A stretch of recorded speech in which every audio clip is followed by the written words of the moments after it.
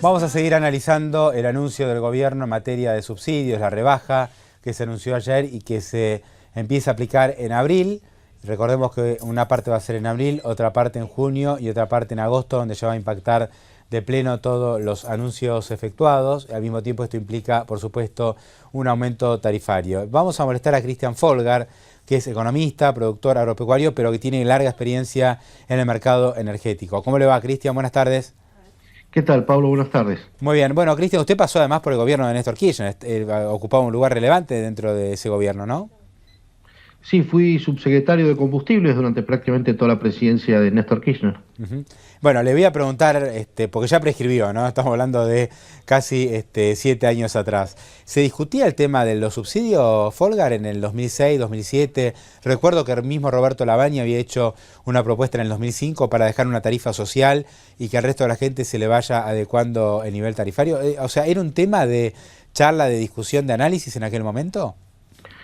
Sí, al principio no, en los años 2004, 2005 no lo fue, sí lo empezó a hacer hacia el 2006-2007, hacia el final del mandato de Néstor Kirchner, donde ya se empezaba a ver que si bien en ese momento los subsidios se podían pagar desde el punto de vista presupuestario, la dinámica, la película de la economía iba a hacer que fueran creciendo y en la medida que fueran creciendo podían pasar de ser un problema microeconómico a ser un problema de la tesorería, que es lo que lamentablemente terminó ocurriendo.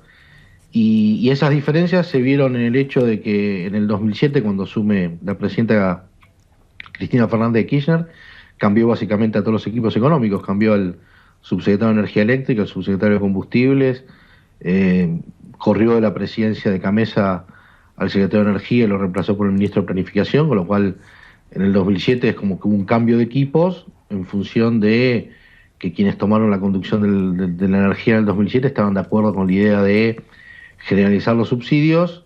Bueno, ahora el gobierno está recorriendo el camino inverso. Claro, hoy vemos que los subsidios representan más de 130.000 millones de pesos, la participación dentro del PBI ha aumentado drásticamente. En aquel momento, ¿cuánto era? Digamos, me imagino que no era un problema, obviamente no era un problema tan importante, ¿no? Esto se fue agravando con la inflación acumulada en estos años. Claro, no lo fue como problema de las cuentas fiscales, no lo fue hasta el año 2010. Yo creo que, si no recuerdo mal, cuando Néstor Kirchner finaliza su presidencia, creo que los subsidios estaban en el orden de medio punto, no llegaban a 1 punto del PBI. Ya para el 2010 estaban en cerca de 3 puntos del PBI y hoy están arriba casi en los 5 puntos del PBI. Y fundamentalmente el gran problema que tienen los subsidios generalizados es que la mayoría, la inmensa mayoría va a los ricos y lo pagan los pobres, y cuando el Estado se quedó sin financiación genuina, lo terminaron pagando los pobres con el impuesto inflacionario. Entonces, de alguna manera, el gobierno ahora empieza a cambiar un poco la orientación, a bajar los subsidios. Está empezando por quienes más poder adquisitivo tienen o tratando de impactar a aquellos que más poder adquisitivo tienen, Sí. de modo tal de, como mínimo, bajar la necesidad de emisión monetaria, si es que no logra cerrar la financiación del déficit de manera genuina, por lo menos va a bajar la necesidad de emisión. Bueno, se habló mucho en estas horas en los programas de radio, de televisión, si era el momento y la forma de hacerlo. Yo creo que acá lo que está pasando es que el momento, digamos, no hay un momento ideal para bajar subsidios porque siempre cae mal.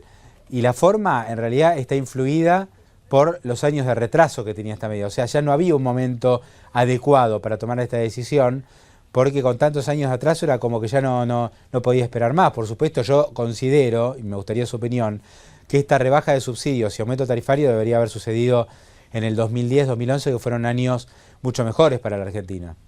Sí, guantes también. Mira, te voy a hacer una analogía médica. Esto es como que alguien deje de fumar después del infarto y no antes. Siempre es bueno que dejes de fumar. Hubiera sido mejor que hubieras dejado de fumar antes del infarto y no después del infarto. Con los subsidios está pasando lo mismo. Hubiera sido lo ideal que se hubieran bajado antes de que generaran el problema macroeconómico que devino en quebrar poco menos las cuentas fiscales y la necesidad de emitir como se tuvo que emitir el año pasado para que las cuentas cierren. Si esto se hubiera hecho antes, hubiera sido muchísimo mejor. Los argentinos estaríamos mucho mejor. No hubiera habido los niveles inflacionarios que hubo. Pero bueno, hoy estamos acá, ya pasó el infarto, en términos de la analogía médica, y ahora hay que tratar de que el paciente no solo deje de fumar, sino que no vuelva a fumar. Claro. Folgar, ¿qué pasa con, perdón, la reducción de consumo? Porque si se baja el consumo no hay impacto tarifario. ¿Es posible bajar un 20% de consumo de gas? Y esto me imagino que tiene que haber una campaña de las propias compañías, junto con los entes reguladores, para explicarle a la gente de qué manera es posible conseguir ese ahorro.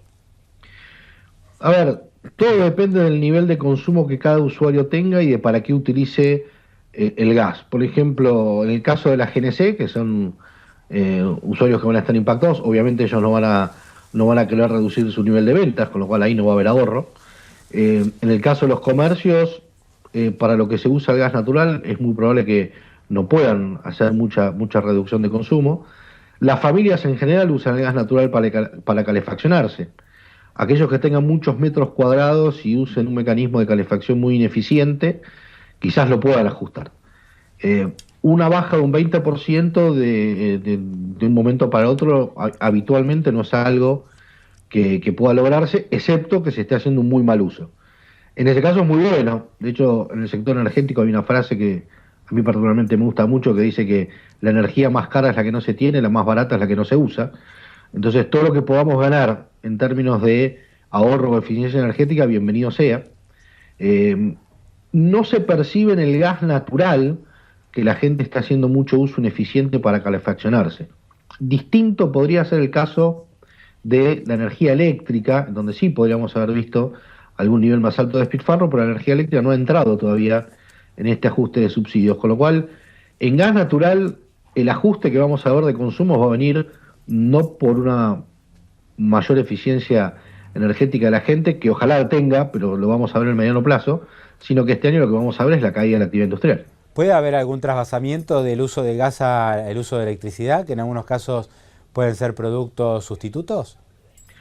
Sí, pero para eso vos necesitas invertir y cambiar los artefactos. Es decir, yo no creo que alguien vaya, por ejemplo, a cambiar una estufa por un artefacto eléctrico, excepto que ya lo tenga. Es decir, si vos en tu casa tenés instalada una estufa y un aire acondicionado, que es lo que llaman actualmente frío-calor, a lo mejor vos estás tentado a prender durante más horas el artefacto eléctrico que la estufa. Eso podría pasar.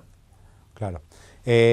Folgar, ¿y qué pasa con el balance energético? ¿Usted cómo ve que sigue esta cuestión? Porque es uno de los talones de Aquiles que tiene el gobierno, ¿no? Un déficit energético muy grande, porque se ha avanzado de manera favorable con el déficit turístico, este año va a bajar sustancialmente, a la fuerza y con nuevos impuestos también va a bajar el déficit del sector automotriz, pero el tema energético es como más difícil de abordar. ¿Usted cómo lo ve?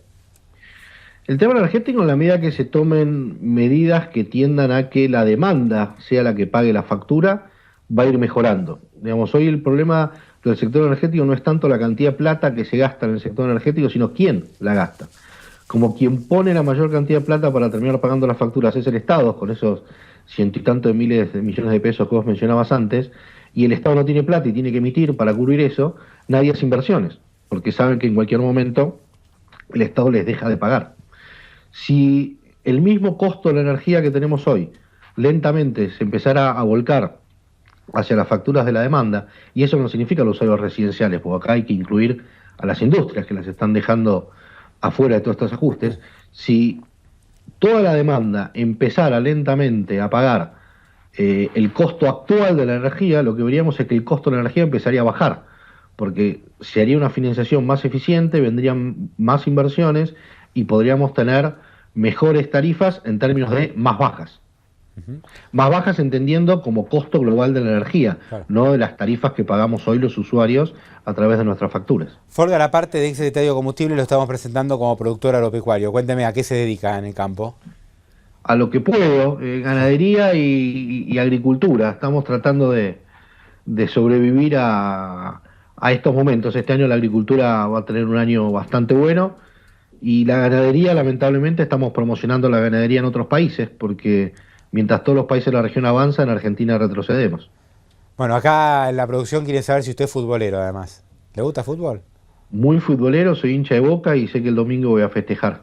¿Y esos botines que hay ahí en el costadito en la escalera son suyos o de alguna otra integrante del hogar? Esos botines son un regalo de un amigo de la familia que se fue a vivir a España y cuando se fue, como sabe que soy muy futbolero, me los regaló y los tengo colgados ahí de recuerdo. O sea, están de adorno, no se lo pone ni loco. No, el fútbol me abandonó a mí hace unos cuantos años. Está muy bien. Bueno, no compartimos el deseo del domingo, pero suerte de todas maneras, ¿eh? Muchísimas gracias, Pablo. Hasta luego.